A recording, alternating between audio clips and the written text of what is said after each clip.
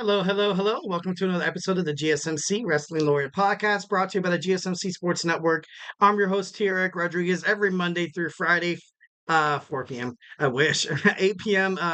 Pacific time, 11 p.m. Eastern time. You can always catch all the coolest wrestling factoids and all the action inside and outside of the ring. Eric pulls back the curtain, see what's behind the curtain, talk about professional wrestling superstars, certain rumors, storylines projected, just drama, just which is the reason why people are absolutely in love with professional wrestling. So, hope you guys had an amazing Thursday. We're almost there. Tomorrow is Friday. So make sure you tune into the GSMC Wrestling Laureate podcast on the GSMC Sports Network once again at 8 p.m. Pacific time, 11 p.m. Eastern time. So, yeah, thank you for tuning in to the GSMC Wrestling Laureate podcast brought to you by the GSMC Sports Network. We have a lot on tap for you today. We have a great show.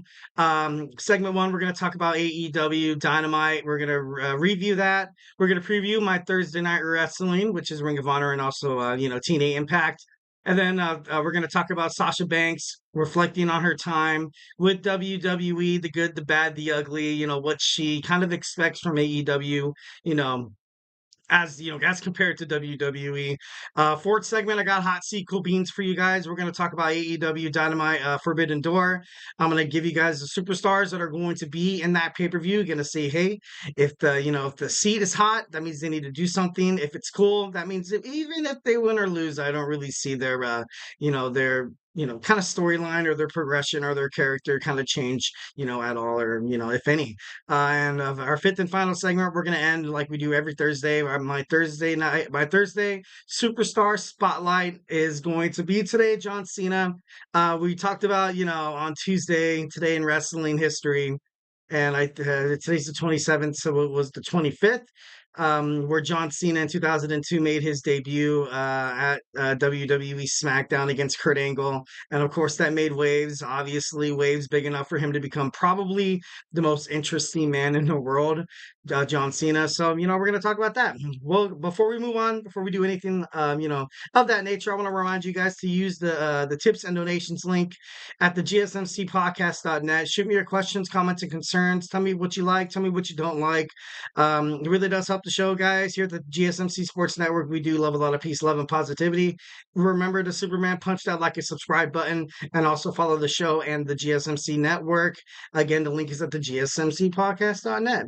So we're going to talk about our first segment. We have AEW Dynamite review. All in all, it was pretty good. I guess ratings are, sky high. They've increased from a Collision, also Rampage, and also last week on Dynamite. So that's good news for AEW. Definitely love that.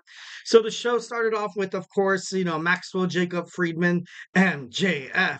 The moment he came out, the moment he opened up his mouth, then you saw Daniel Garcia, the Buffalo hometown boy. Of course, you saw, AEW. It was in Buffalo, the hometown of, Daniel Garcia. So, then you had a confrontation between the two. They stared face to face.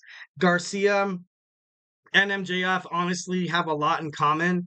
And I guess, and both superstars kind of, they see that, they understand that they're, once again, they're not the tallest, superstars, but they can still throw some grime here. They can still be a dog in a big fight. It's not the size of the fight and the dog. It's something like I totally, it's the size of the fight and the dog. I can't say it word for word. It was actually pretty badass that MJF said that, but sucks I can't. My memory's not that good. So MJF offered to fight Garcia at Wembley Stadium at All In, because the last time they fought, it was for the AEW World Heavyweight Championship, and Daniel Garcia wasn't that developed yet. He wasn't really that confident in himself. So, the match was kind of lux. It was an easy win for MJF.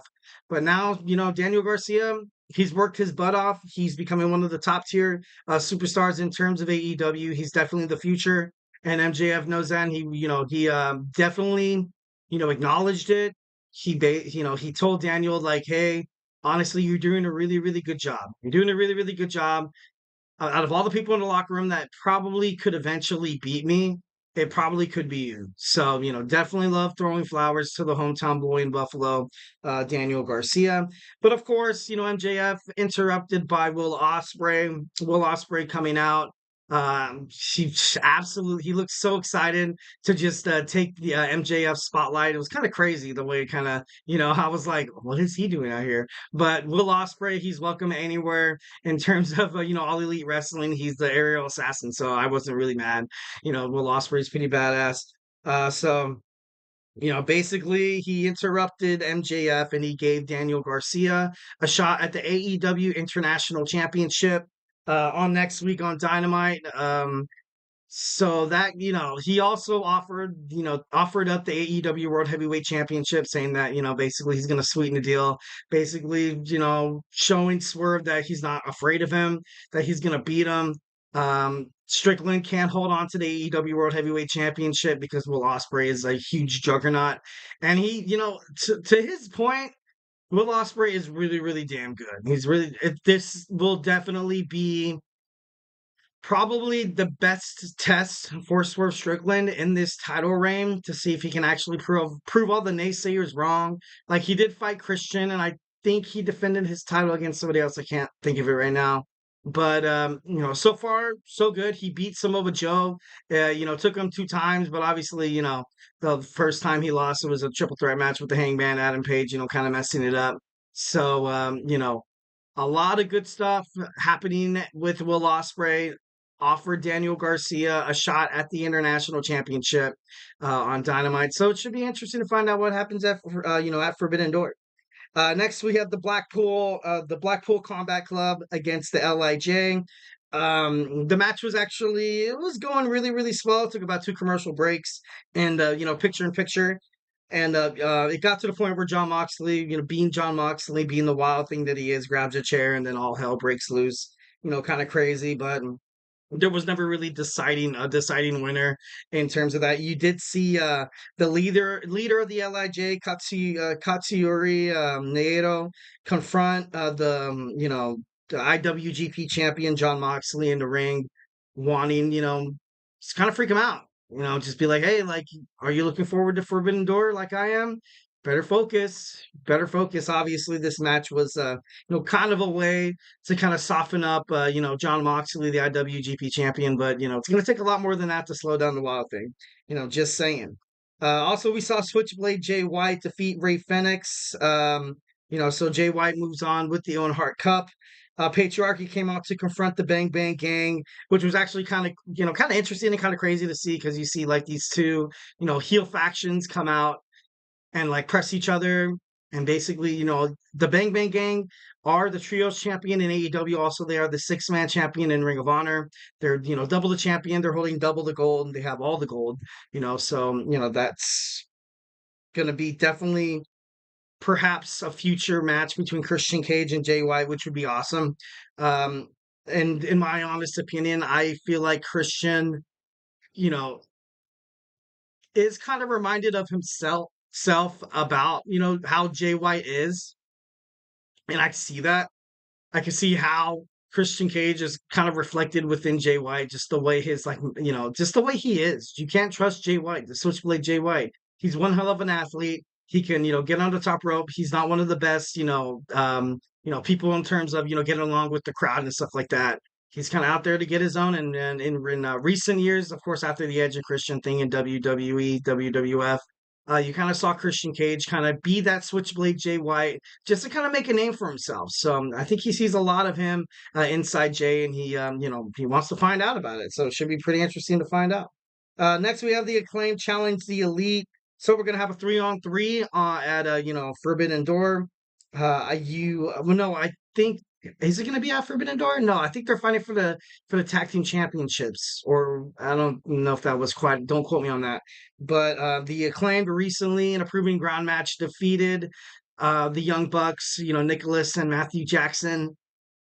I like the Acclaimed. I definitely like the Acclaimed. Right now, I feel like the Young Bucks are kind of like I feel like they're kind of declining, but they need a huge win. They need a huge win. If they beat these guys fair and square, obviously, Kazuchika Okada will be, the Rainmaker. the AEW Continental Champion will be knocking on the door. Obviously in the back you have Jack Perry as well from the EVPs. So, only time will tell. Only time will tell. And then, of course, you had, Matthew or Nicholas Jackson. I still get them kind of confused. Uh, announced that during the Owen Hart Cup, there's going to be a wild card. There's going to be a wild card, and they're going to bring the title back to the EVPs. My guess, it might be the Hangman, Adam Page. That's probably the thing that makes the most sense. Other than that, I can't really put, my finger on it, but it should be interesting to find out who Jeff Jarrett fight. I think he's fighting, I think it's Rampage. I think it's on Rampage.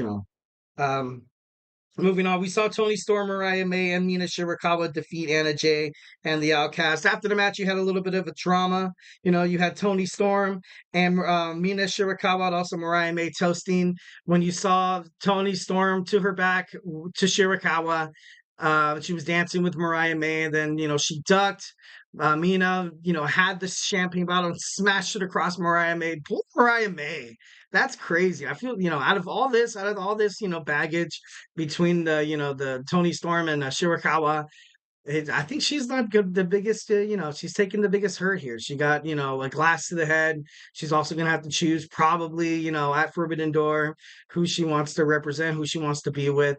So, be with, so to speak, as, friends. I don't, honestly, at this point, I don't really know.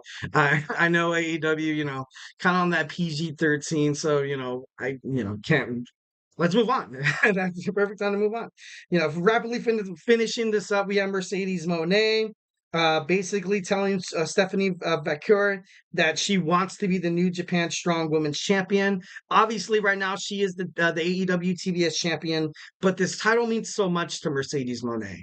It means so much. This was the match that she was fighting Willow Nightingale and couldn't win, mostly because of what happened when she got, pushed off the top rope and landed on her foot, breaking it in I think 2 places or whatever.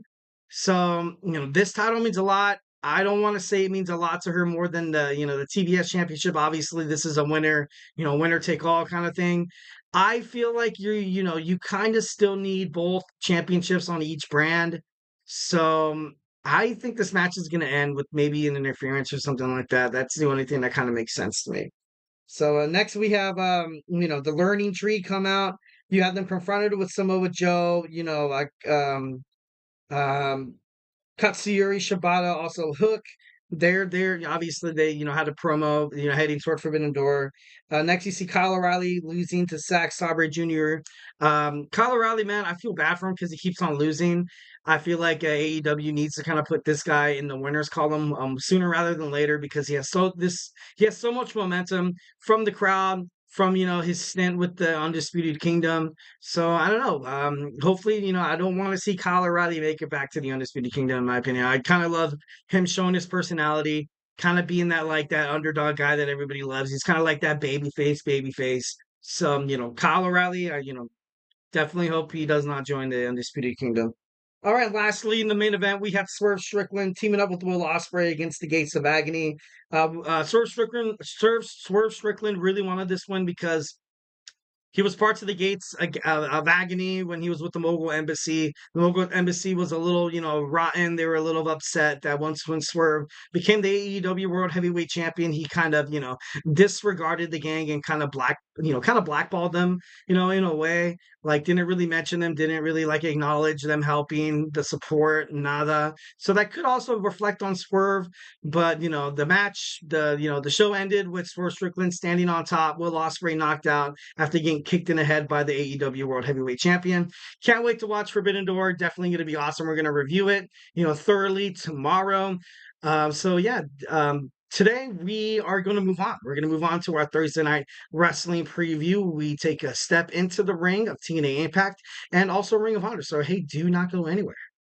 I feel like I'm losing my mind. Is everybody in the world blind? Please, Lord, give me a sign, a sign. I feel like I'm losing my mind.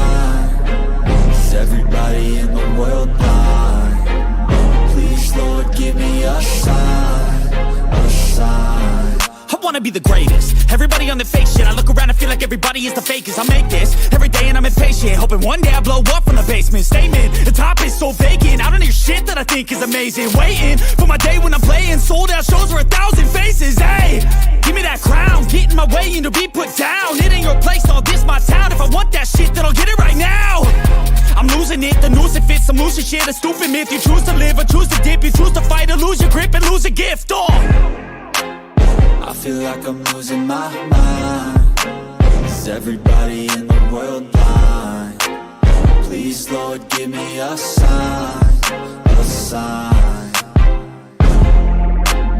I feel like I'm losing my mind. Is everybody in the world blind? And we are back with the GSMC Wrestling Laureate podcast, brought to you by the GSMC Sports Network. Just to kind of reflect on what we talked about right quick, we talked about AEW Dynamite, we talked about, we reviewed, analyzed it, and also, talked about insightful news. Heading toward Forbidden Door, a lot of good promos. The matches are set. I still kind of think there's going to be one more match, especially after Rampage and, Collision, maybe on the pre-show. I wanted to see Willow Nightingale fight Chris Statlander in the second round on Forbidden Door. I thought that would have been really, really badass, but I don't think we're going to get it. Obviously, that's kind of on my AEW wish list. If you're part of AEW, you're watching this, make it happen, baby. Make it happen. All right, well, before we move on any further, I want to remind you guys to use the GSMC, podcast.net. Shoot me your questions, comments, and concerns. There we go. The link is at the GSMCpodcast.net. Remember to like, subscribe, and follow the show. Also, the GSMC Sports Network for all your GSMC Wrestling Laureate news. Also, we have podcasts. We have a bunch of shows about sports, ranging from soccer, hockey, golf, you name it. We have it all. And be a part of this, this bloodline of sports podcasting in terms of the GSMC Sports Network. So, once again, the link is at the GSMC podcast.net. All right, so let's jump on into our second segment. We're going to talk about Thursday Night Wrestling preview. So let's start with TNA Impact. TNA Impact, we're on the road. We're on the road to Slammiversary happening in August, I believe, early August. Santino Marella revealed that there will be a Road to Slammiversary qualifying matches, happening on the show tonight. Also further on, so I guess the winners of these matches will be entered into a 6-way match at Slammiversary for a shot at Moose's TNA World Championship. Honestly, off the top of my head, I can't really think of anybody that would kind of hang with kind of Moose right now with TNA, which makes me think that maybe a surprise factor. Obviously, I could be getting ahead of myself, which I, tend to do a lot. It's wrestling. It's wrestling. What do you want me to do? What do you want me to do? Brooks Jensen from TNA has recently been running amok. He's, hasn't really been acknowledged, although, he's been shown through social media. His fiance reported him missing and then said, I'm sorry, we found him. And then, you saw him on NXT. And when I saw him on NXT again on Tuesday, I was like, all right, this is kayfabe. This is kayfabe. This is definitely, this is part of the story. This is part of the story. And the fact that WWE NXT will not really acknowledge him, constantly crashing the facilities, constantly, attacking WWE personnel, referees. He attacked Trick Williams. He was the reason why Shawn Spears was able to pick up the victory.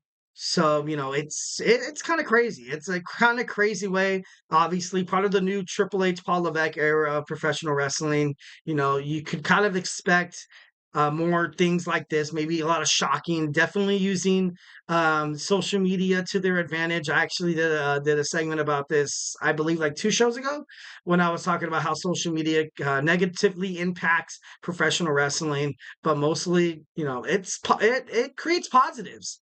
Definitely in terms of storyline placements, in terms of feuds, also trash talking. It's because everybody nowadays is on social media, especially professional wrestlers. Professional wrestlers have many accounts on various multiple social media platforms like Twitter, or /X. It's so weird that you call it X now. It's kind of crazy. Snapchat, Instagram, Facebook. So it's I don't know, it's crazy. So that's how I feel like they're kind of handling this Brooks Jensen thing. I definitely think he's going to be one of the guys to fight Moose at Slammiversary. Slammiversary is one of the biggest pay-per-views for TNA. So it's only fitting that you have someone like that with that shock factor from WWE NXT. Make it to Slammiversary, or like maybe somebody else does. Maybe somebody else from WWE NXT takes the bait. Like, honestly, I would love that. I would love that.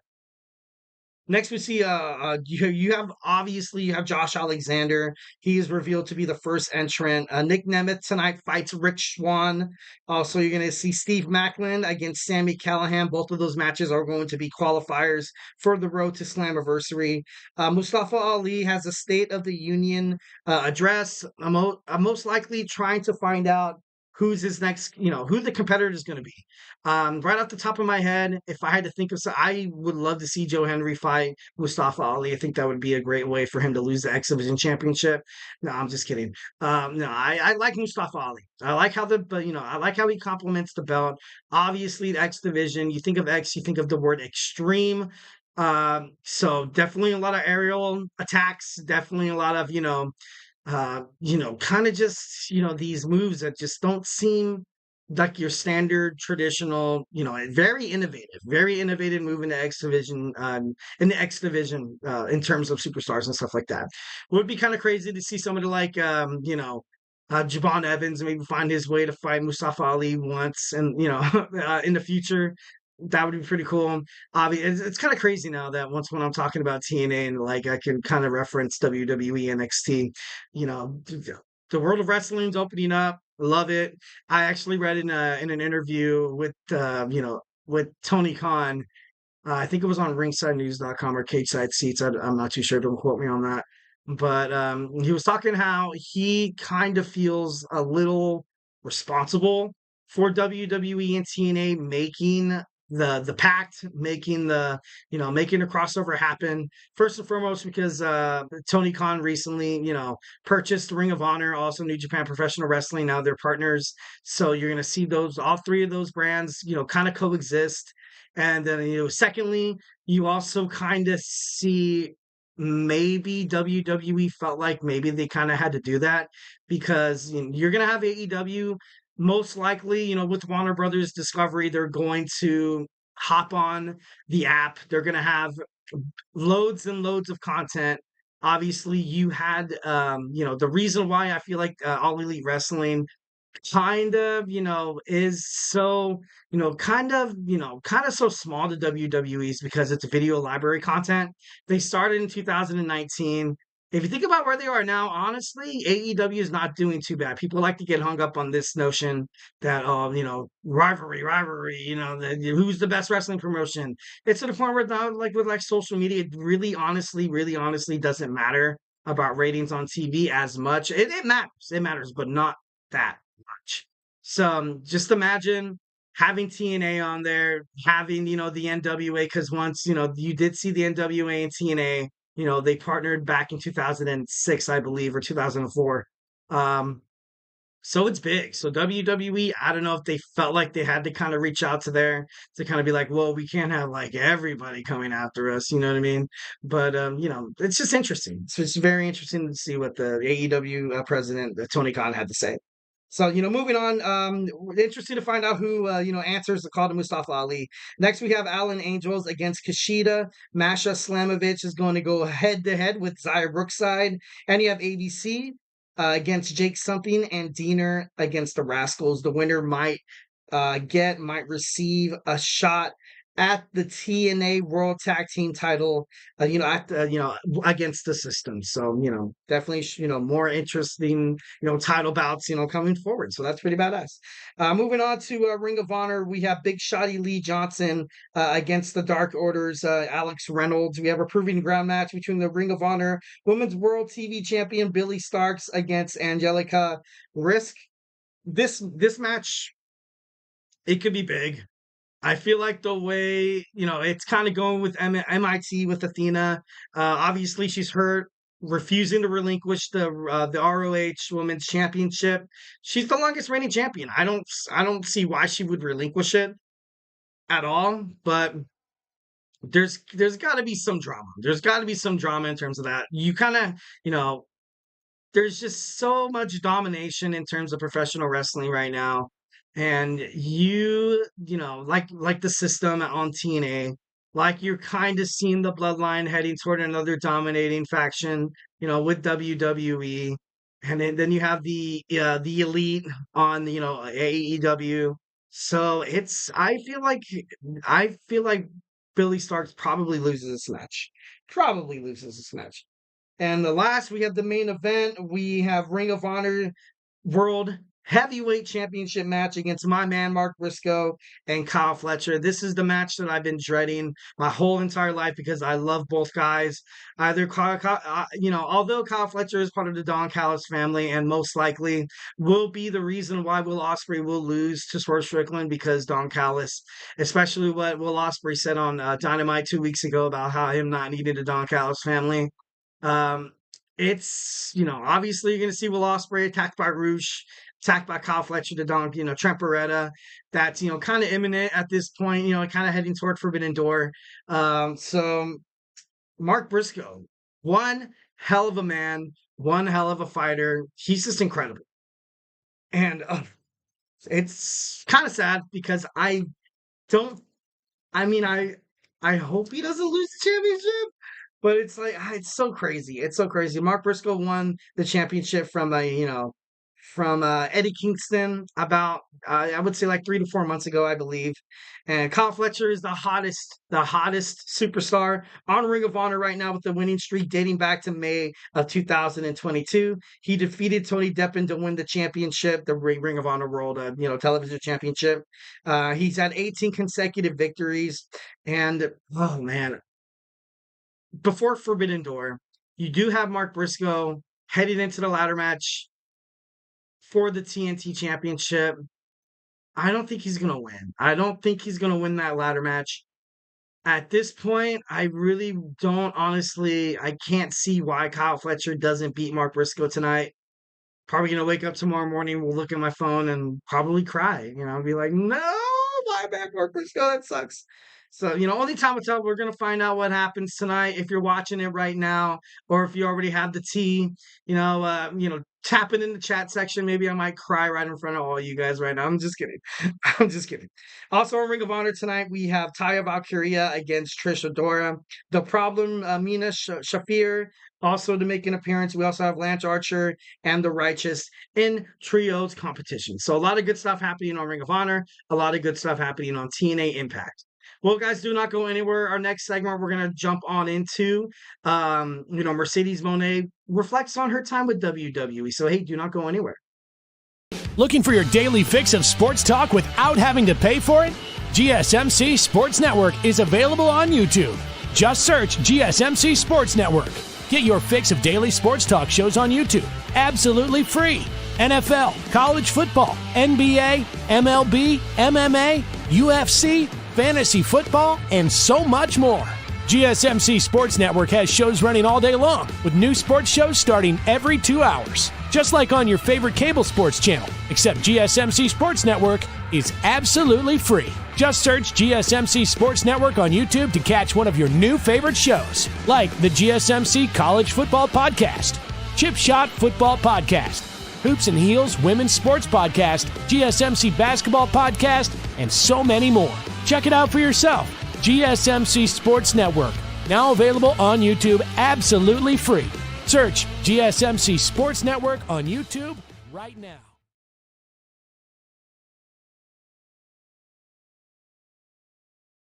And we are back with the GSMC Wrestling Laureate podcast brought to you by the GSMC Sports Network.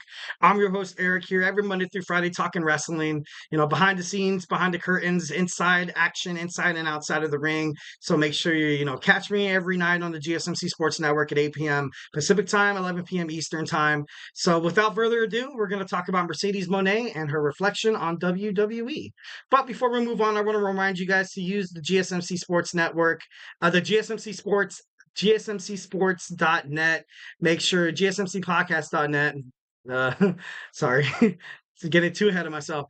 To you know, just ask me a question. Tell me anything. That, tell me your deepest, darkest secret in terms of wrestling. Maybe that, maybe you have a soft spot for Mark Briscoe like I do. Maybe you want to see Cody Rhodes become heel. Like, who knows? I'm not going to know until you guys let me know.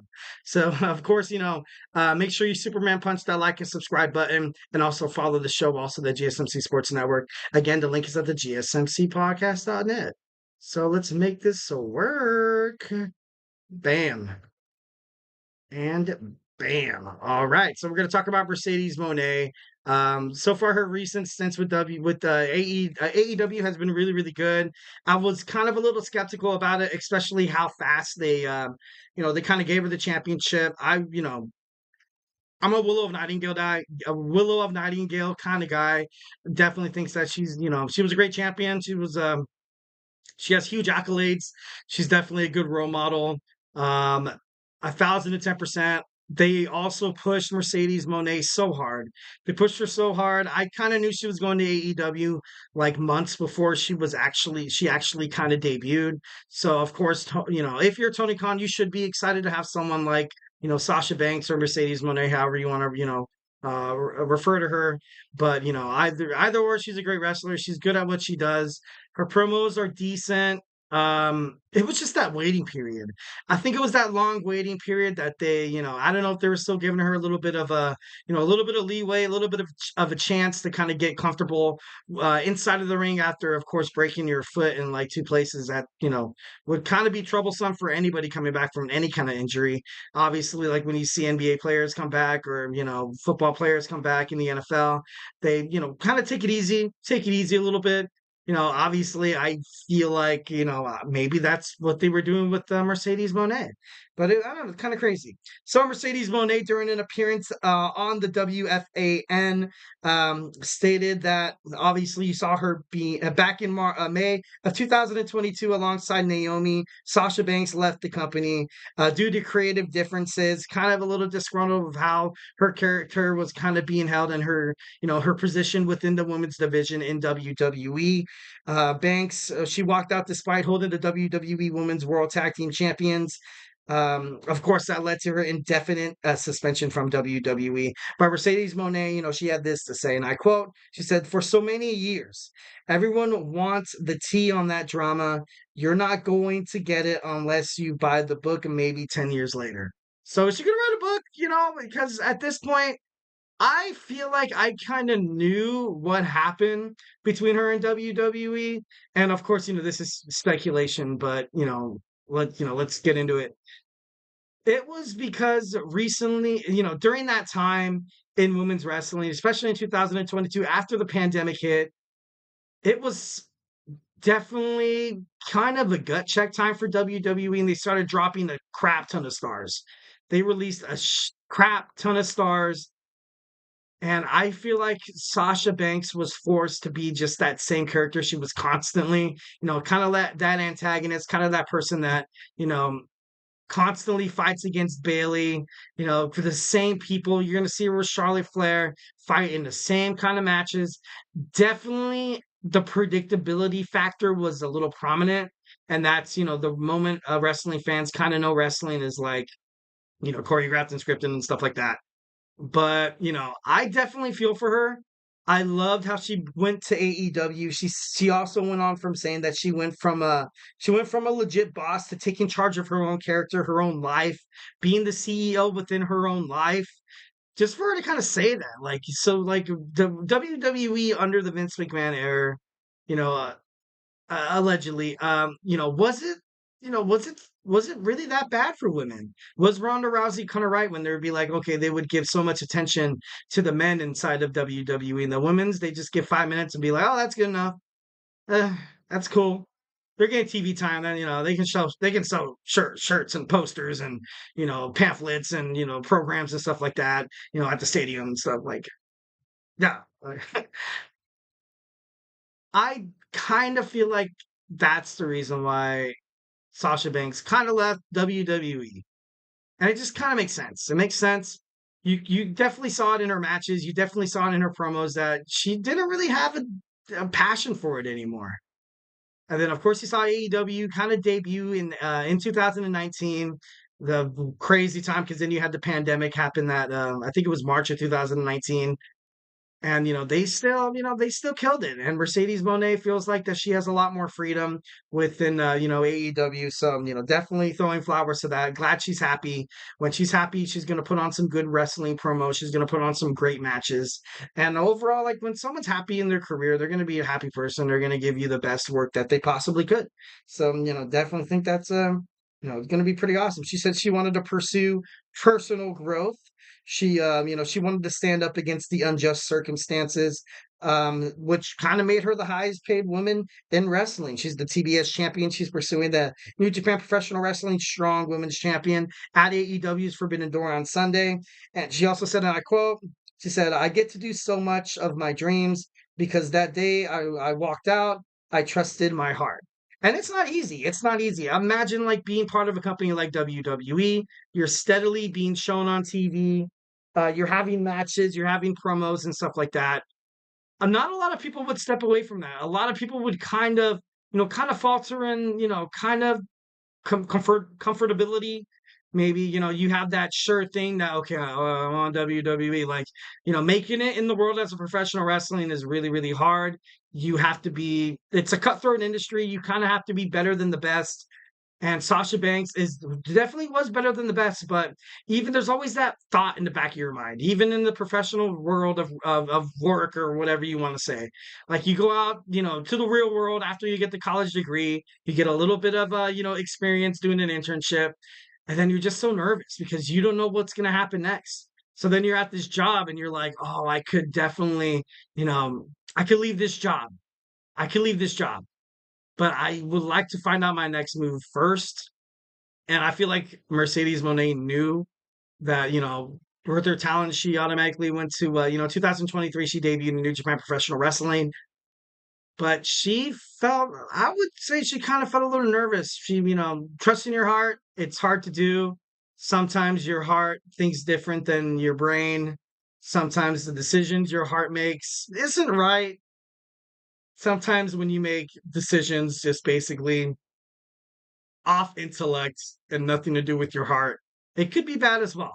So you kind of have to find that even balance. You know what I mean? You kind of have to have the best of both worlds, so to speak. And Mercedes Moné, I'm not too sure how unsure she was that she was going to get picked up from another wrestling company and stuff like that. But she's kind of been around the world before. Definitely loves the fact that she could pursue other dreams inside AEW. AEW's was originally more international than WWE was. WWE's international, yes, in terms of like their events and stuff like that, but they're not getting other wrestlers from like, Glasgow, Scotland, or they're not, fighting other wrestlers from, Saudi Arabia, so to speak, or Berlin, or, basically all those other places. And that's something that Mercedes really honestly really wanted to do. She wants to fight the best. She wants to be the best. To be the best, you gotta beat the best. Ric Flair, bam, drop moment, boom.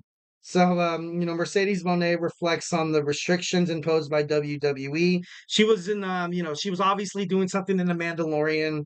WWE, it was really problematic. It was like pulling teeth to the WWE. But when she talked about it with the AEW president, Tony Khan's such a sweet guy. He said to Mercedes Moné that there's going to be a private jet available to you at all times to fly from LA to wherever we are, to kind of, just to kind of follow your dreams and stuff like that. So, kind of crazy. AEW's president Tony Khan, kind of good. But she ultimately ended up the interview basically saying that she probably will eventually make it to WWE. Obviously, there would have to be some huge changes and stuff like that. But I don't think WWE has seen the last of Mercedes Moné or Sasha Banks. I feel like she should come back as Mercedes Moné. I feel like that'd be badass. So yeah.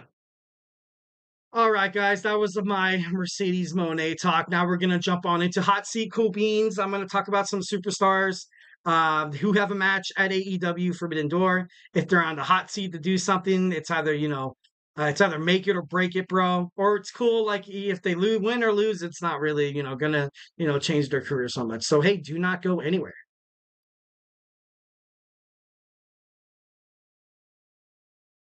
For the best and latest podcasts available anywhere, go to the podcast app on your cell phone and type in GSMC to access free content-rich podcasts on health and wellness, book reviews, sports, entertainment, relationships, social media, movies, technology, finance, and even weird news. Subscribe and download the GSMC Podcast Network's family of shows, available everywhere podcasts are found.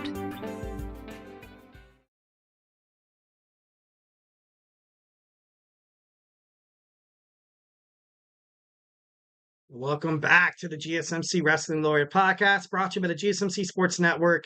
I'm your host, Eric Rodriguez, here every Monday through Friday, 8 p.m. Pacific Time, 11 p.m. Eastern Time. Talk all things wrestling and all the action inside and outside of the ring. It is actually pretty hot here in Southern California. I don't know if you guys are, watching me, sweat through my shirt. Some, button at it. Kind of a little, damn, you guys don't even, I'm just kidding. No, I'm all like, I'm glistening. I feel like a glazed donut. No, I'm just kidding. Anyways, moving on. So we're gonna talk about hot seat or cool beans. So let's do it. Let's. I think it's time, guys. I think it's time. And now, it's time for I like sizzling. I like how that works. Yes. All right. So let's start off with our, cool beans first. Obviously, we have the learning tree right now with Chris Jericho, the FTW World Champion, and you have the Bad Apple, Brian Keith, and you also have Big Cass or Big Bill. To be honest, they're going to fight Hook and Samoa Joe, also Katsuyori Shibata. I didn't want to butcher his name, but being brutally honest, I really don't think that this is like such a huge. It's cool, this man. isn't such a huge deal. This is nothing to do with Chris Jericho's title. This really has nothing to do with Brian Keith or Big Bill. This is more or less just a way for Chris Jericho to get under the skin of like Samoa Joe, Hook, Shibata. I guarantee you that I if I'd put money on it, I would pick these guys to win. I think there's going to be a surprise that Chris Jericho isn't telling everyone. There's going to be a fourth member of the Learning Tree that's going to be acknowledged on AEW's Forbidden Door. Someone's going to open that Forbidden Door. Obviously, there's probably a lot of tricks up of, Chris Jericho's sleeve. Maybe he didn't really mean the other guy. Maybe he meant somebody else. So, I don't know. It should be pretty interesting. So, all right. Next, we have Bryan Danielson. Bryan Danielson wants, kind of like with the Chris Jericho and stuff like that. I feel like he really doesn't have much to prove on, Forbidden Door. I feel like, with the Blackpool Combat Club, also, with his own Heart Cup. Well, this could be kind of a way, but I just don't. If I would see Swerve Strickland lose his title against anybody, I don't think it would really be Bryan Danielson at this junction in his career. Maybe like somebody else wins it, and then you need that underdog. Maybe you need that baby face kind of aspect to it. That's when I feel like, Bryan Danielson would probably come in and be a little more, effective in terms of that. All right, next we have Hook, Katsuyori Shibata, also Samoa Joe. Once again, kind of the way I was talking about it before is, I don't really feel like any of these guys are on the hot seat. I feel like it's cool beans for all these guys. It's, it's not a title match. It's not a singles bout. And all three of these guys are singles, wrestlers. They definitely, I feel like when they divvy out, when they find out who becomes the AEW TNT champion, these three guys are going to be, chomping at the bits, to kind of fight the guy. So, I think it's, definitely cool beans. All right, next we have Shingo Tagachi. Shingo Tagachi is going to fight, Bryan Danielson for a shot at All In. Opposite of Daniel Bryan, I'm going to say right now Tagachi. I feel like sizzling. I feel like he's kind of under the hot seat right now.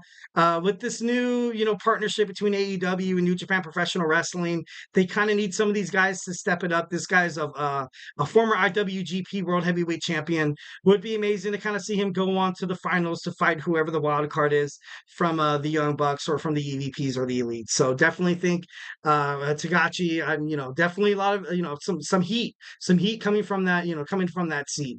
Next, we have Maxwell Jacob Freeman is going against Hachicero. I know coming back is it's big. It's cool. It's really Oh, awesome to it's make cool, man. It's all cool, kind of an imprint man. on on your debut back. But I feel like MJF's MJF. His accomplishments kind of speak a lot for him. I don't really see how this match really kind of alters his character development or the way he kind of pursues the AEW World Heavyweight Championship so much. So, I think it's cool. I think right now, his seat is kind of cool right now. So not too much pressure on Maxwell Jacob Friedman. And next we have Hachicero. Hachicero, once again, I'm gonna say, I feel like this match is more or less Oh, just kind of a way it's for cool, MJF to man. kind It's of, all cool, kind of man. find a way, kind of, get his, get his fins, flapping again, kind of testing the waters a little bit. And although this guy's very impressive, he's like he has an aerial attack.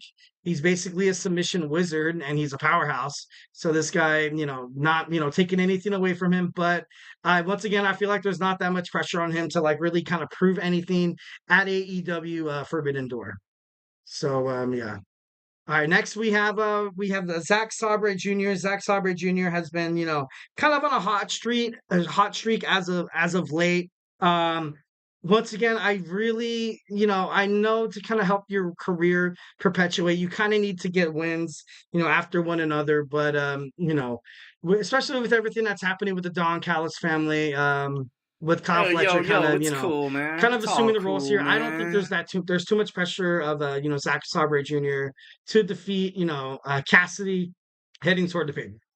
So of course now we have the opposite. Now on the other side of the turnbuckle, on the other side of the ring, facing him, you have Orange Cassidy.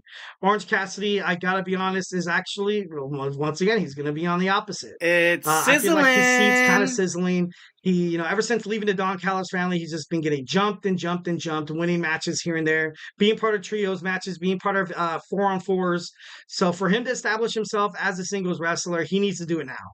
He needs to do it on, at Forbidden Door against Sabre Jr. You saw Sabre Jr. defeat Kyle O'Reilly on AEW Dynamite last night. So definitely some pressure on Freshly Squeezed, but he kind of needs to establish his character with establishment. He should beat Zack Sabre Jr. Next, we have the IWGP champion John Moxley. He's I feel, I'm just gonna, finish this real Oh, quick. 'Cause it's I cool, don't feel, I man. don't It's feel like he all has really cool, anything to prove right man. now. I know he's going against the leader of the TIJ or the I might have did that wrong. My dyslexia is, but no, obviously you need to retain, but his opponent Naito, he's not bad. He's a former IWGP champion, so like if he's not going to lose, he's not going to lose. I don't know if maybe I'm too confident for John Moxley that's the reason why I have him on cool, but and interesting. Toni Storm. Toni Storm is going to defend her title against Mina, Shirakawa. Once again, I kind of feel, although she has to Hey, win, I don't it's really see cool, her dropping man. the It's title all here. cool, Really, man. you're going to sacrifice Toni Storm's title reign for a potential, best friend shakeup where Mariah May goes to Mina Shirakawa. I don't think it's legible. I don't think it's realistic. I don't know why AEW would do that. Next, you have Tatsuyori Naito. On the other side of that coin, you also see Naito to kind of establish yourself, much like you kind of saw in Tagachi.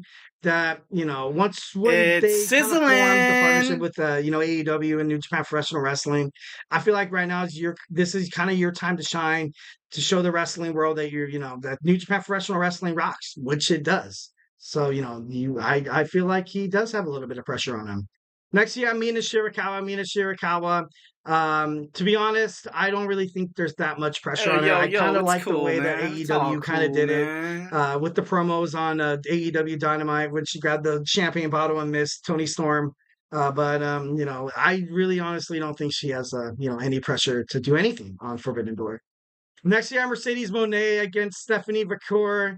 Once again, don't think Mercedes Mone really has anything to prove. It's cool, I think the man. match It's is all going to cool, end in man. some kind of an interference.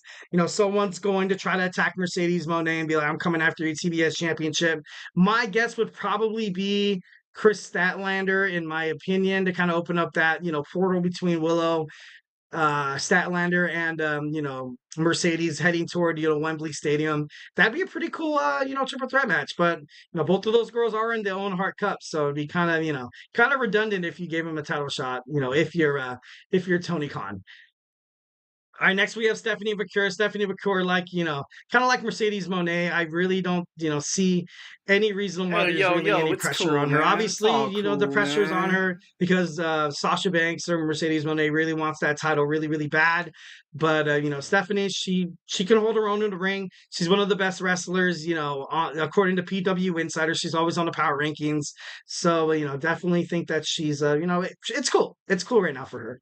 Kind of speeding through this right here. Oh no, Mark Briscoe heading toward, if he wins tonight, against Kyle Fletcher, retains his championship. No, if he doesn't, then yes, then he definitely has he definitely has It's it sizzling under him if he loses sizzling. his Ring of Honor World Heavyweight Championship tonight.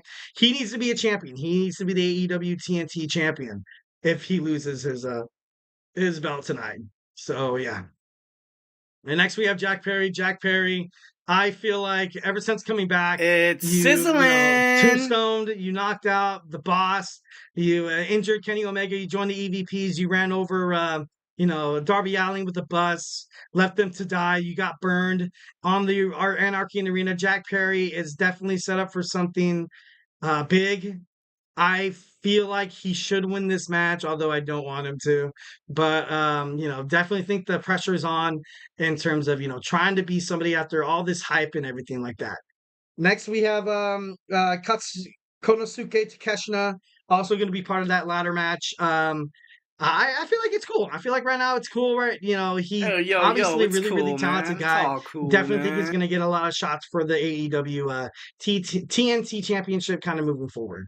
All right, and then we have Will Ospreay. Will Ospreay, like I said before, I feel like Don Callis' family will get involved. You're going to see maybe Trent Beretta, maybe Don Callis himself, maybe Roosh, maybe Kyle Fletcher find a way to attack Will Ospreay, screwing over his chances, and he has a huge match against, Daniel Garcia. So I'm going to say right now my favorite, it's cool, man. my It's favorite, all cool, I think it's man. Australia. I think he's Austrian or United Kingdom. I'm not too sure, but my favorite Aussie. He's gonna, it's cool, man. He's cool, bro.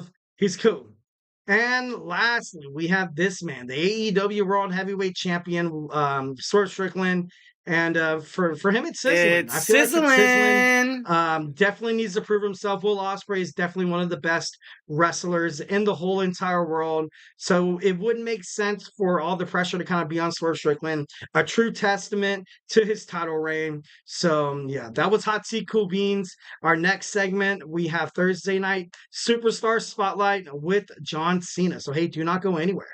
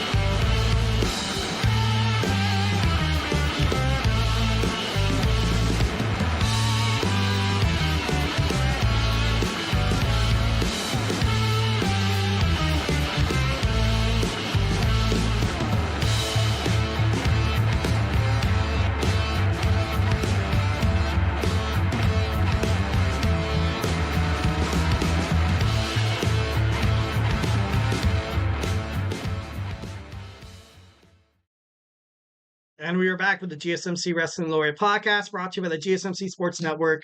I'm your host, Eric Rodriguez, every Monday through Friday, talking all your cool wrestling stuff, everything you need to know inside, outside, and behind the curtain in terms of professional wrestling, WWE, AEW, TNA, Ring of Honor, the NWA, the MLW. Also, we touch on Stardom here and there, but yeah, let's dig on into our fifth and final segment. So, we can wrap this show up. We got my man Emran right now, the soccer podcast. If you're into soccer, come and check it out. If not, check out one of the other podcasts. All right, first, we're gonna have our Thursday night Superstar Spotlight. John Cena. So John Felix Anthony Cena, born April 23rd, 1977. He's a pro wrestler. He's a rapper. He's an actor. He was signed to WWE. He's been signed to WWE ever since 2001, something that John Cena is amazing at. Obviously, he has the Legends contract right out the get-go. The WWE got lucky with John Cena. 1,010%. No one could really match his enthusiasm, his charismatic spirit. Also, just he's like a genuine, like nice dude. Like it's crazy to be that much of a perfect person, and then you create this perfect world and stuff like that. And John Cena, he worked his arse off. He worked his arse off. He definitely deserves it. Definitely deserves every shred, every flower you're throwing him. Every single time you watch a movie and you clap for him, he deserves it. John Cena wasn't overrated at all in terms of professional wrestling. Although he was the biggest baby face and never really had that heel, kind of like what people think that Cody Rhodes is going to be. But it's John Cena. It's John Cena. So, you learn to love it. He's a 16 time world champion. He's one of the greatest wrestlers as regarded from like greats from Paul Heyman, Eric Bischoff, even his idol, Hulk Hogan. His idol was Hulk Hogan growing up. He moved to California in 1998 to pursue a career in bodybuilding. He was part of the Ultimate Professional Wrestling, the UPW, in 1999. Made it to the OVW in 2001. He was the OVW, the Ohio Valley Wrestling, which is a WWE kind of developmental territory. He was the heavyweight champion. He also dabbled in the tag team championships again as well. He debuted on SmackDown 2002 against Kurt Angle, which was definitely one of the craziest moments. He said, what do you got? Kurt Angle was like, what do you got that all these other guys don't have? And he was like, ruthless aggression. Basically, kind of foretelling the era of wrestling that would come next with him ultimately on top. You kind of had JBL. You kind of had, an aging Rey Mysterio on an Undertaker, kind of faltering a little bit. You kind of had, people like Batista, Randy Orton. Triple H was also someone that was aging.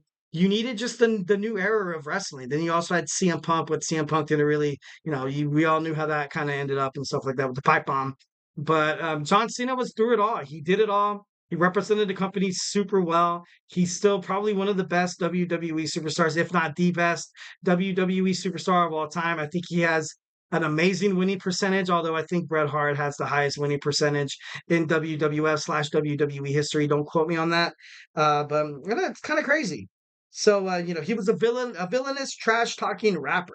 After winning the championship, the WWE Championship in 2005, he transitioned into the clean-cut hero you see in front of you. With never give up, hustle, loyalty, and respect, the champ is here. You can't see me. He's a WWE champion 13 times, a world heavyweight champion 3 times, a United States champion 5 times, tag team champion, world and regular 4 times. He's a 2-time Royal Rumble winner. Also, he is a Money in the Bank winner as well. He main evented WrestleMania 5 times, man. 5 times. Definitely him and Roman Reigns are like the only dudes that could probably, well, I guess, and Triple H. And Triple H, maybe The Undertaker. But I feel like The Undertaker's matches, once when he got the streak kind of going and he didn't really have a title belt, to kind of defend and stuff like that. But it was still cool because it was The Undertaker. He was defending, something bigger than a WWE championship. He was defending that undefeated streak at WrestleMania, which I feel like he should have kept, Freaking Brock Lesnar, man. Brock Lesnar didn't deserve it. Didn't deserve it. He's also a movie star. We talked about this over and over again. He's definitely, he's definitely been there, done that. He was in The Marine. That was his first movie, I believe. Don't quote me on that. Also, he was on, Ferdinand. He was the voice of the bull. He was on Blockers, which was it was a funny movie. It was amazing. He's also on Vacation Friends, Bumblebee, Fast and Furious 9 and X. He's part of Peacemaker of the Spirit Squad of the Riot. Not the, oh my God, why do I keep Suicide Squad? Damn, just how you guys know that I'm a huge WWE nerd. It's just like I couldn't even think about the Suicide Squad. I thought about the Riot Squad with Ruby Riot, Liv Morgan, and Sarah Logan, and then you also had that's crazy. That's just crazy. The Spirit Squad with Nikki, Mikey. Oh man, can I name them all? Nikki, Mikey, Kenny. That's all I know. Mitch. Ah, there's one more. Mikey, Mitch, Kenny, Nikki. Ah, there's one more Spirit Squad member that I can't remember. Hit it up in the chat. Let me know who I'm missing because this is gonna bother me all night. I'm gonna have to Google it as soon as I get done with this podcast. I think it was the main guy. No, there wasn't really a main guy. There was, oh God, I don't know. That's no, anyway. Focusing on John Cena. So, like I said, he basically has all the accolades in the world in terms of professional wrestling, in terms of just life in general. It's kind of crazy. He holds the record for the most wishes granted from the Make-A-Wish Foundation. Over 650 Make-A-Wish kids. That's admirable. It's very cool. Definitely something you have to throw flowers at John Cena. He's an amazing human being. Definitely knows how to stay down to earth. Won't let success get to his head. And it's crazy. It's crazy how great John Cena was. It's amazing how, even more of a better human being he actually is. He was teased and beaten up in high school. He asked his parents at the age of 12 if he can get a weight bench, and then he started lifting weights at the age of 12. He graduated from, Springfield College. He was an NCAA All-American center for his football team. He has a degree in exercise physiology, also body movement, and something that John Cena did in terms of the WWE is that he just left some giant shoes to fill. Just left some giant shoes to fill, shoes that WWE really hoped that Roman Reigns was going to fill one day, which he eventually did. But people wanted to kind of have him fill it sooner, which is why you had that awesome promo when John Cena came back and said, Roman Reigns is like, hey, John, why are you even here? Nobody wants you here. And he was like, dude, simply because you can't do your job, Roman. You can't get a good promo. And lo and behold, it took Roman to turn heel to cut good promos and to be a legend, and which everybody according, to speculations, in the interviews, even CM Punk said, like, I want, he said in an interview, don't quote me on this. I think he said in an interview, I'm not too sure, but CM Punk said the best thing for Roman Reigns is to just turn around and just flip off the crowd, flip them off, give them the bird, be like, dude, all you guys, because everybody would just boo him during every single match he was in, and it was getting to the point where even I was kind of like, oh, now it got to the point where I was like, oh, Roman Reigns is like this badass guy. He's going to be the future of WWE. To the point where you're like, man, I kind of feel sorry for this guy. Like and then you don't get that same respect. You don't get that same, kind of reaction from the crowd if you just kind of pity somebody in terms of like, all right, we're rooting for him because we pity him. You know what I mean? So eventually he made it as the heel, like I was talking about, being part of the bloodline, but definitely changed Roman Reigns' life for the better. And, kind of moving forward, but then you had Cody Rhodes come back. Cody Rhodes, Roman Reigns, kind of a little aging, kind of getting up there. It's going to be interesting within the next, I would say, 5 to 10 years, who they really decide to kind of develop. Obviously, Seth Rollins is getting kind of older as well.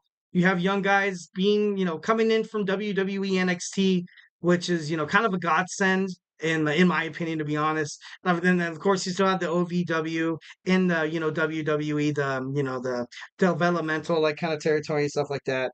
And John Cena is literally the most amazing person in this whole entire world. He's a rapper. He can act. He was a great wrestler. He, he took time off to learn Mandarin Chinese so he can help the WWE establish more international relationships. He also taught himself to, play the piano. This guy's like amazing. This guy's incredible. Amazing. I can just say that over and over again and be like, well, that was my take on John Cena. Just saying amazing 5,300 times, But, John Cena when you think about wrestling, you think about John Cena. When I still see John Cena, and when he still loses matches at his age, I'm like, dude, I thought John Cena was gonna win. I think it's because my brain has been kind of hardwired because I used to watch professional wrestling basically during the age of John Cena.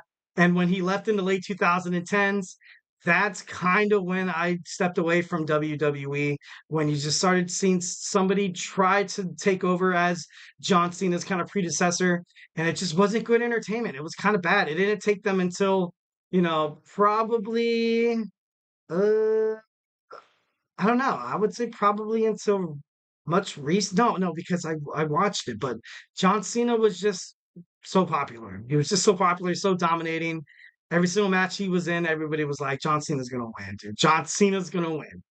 John Cena, the man, the myth, the legend.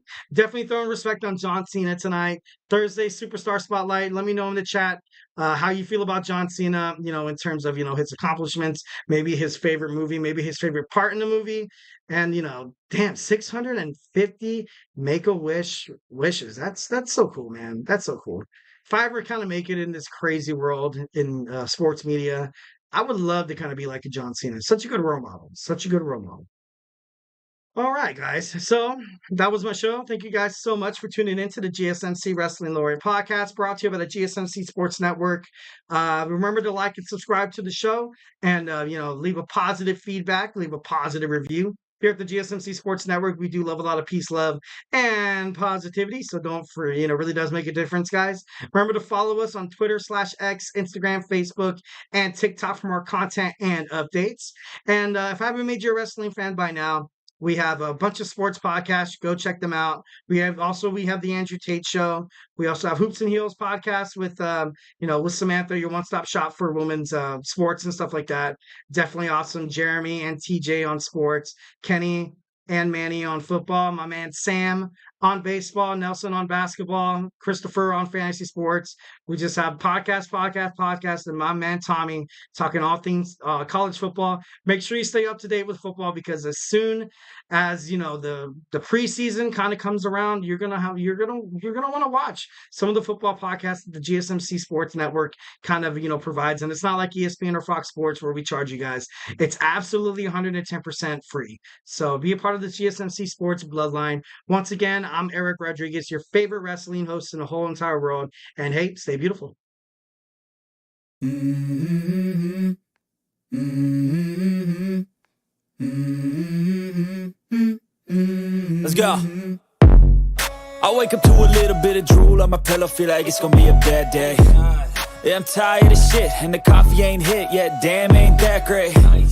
I don't wanna go to work. Mm-hmm. Mm-hmm.